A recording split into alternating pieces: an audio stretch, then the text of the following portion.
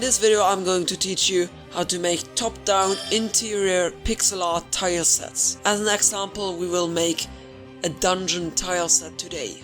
In this video I use Adobe Photoshop and a simple mouse. No drawing tablet needed. I'm also using the default hard round brush. By the way, if you're new here, my name is Daniel, I'm an indie game dev, currently working on a shoot 'em up roguelike game called Thor.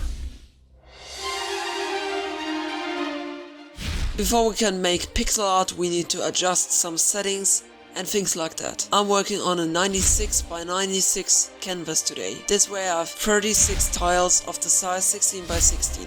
If you want your tiles and canvas to be bigger, you can do that, of course. But for beginners, it's easier to start small. To visualize the tiles, you enable the grid and go to Edit, Preferences, and then Guides and Grids. Under Grids you change the size to the tile size, so for me 16 pixels.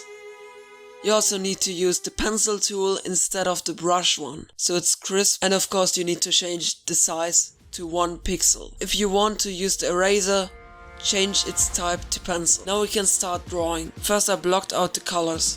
The outer tiles are the walls from the top view, the inner top ones are the walls from the side view, and the other inner ones are the ground tiles. I started with making the bricks of the side view walls, shaded them and added highlights. I always paid attention to make this tile loopable and not too repetitive when it's placed multiple times in a row. Next it was time to make the outer walls. This time paying attention that there's enough contrast between these and the inner stuff. The ground tiles were the ones I struggled with most. After a lot of trial and error, I came up with a version I liked. I also recolored the outer walls here, so there's enough contrast. Lastly I added some tiles with cracks, and this way the tile set is finished.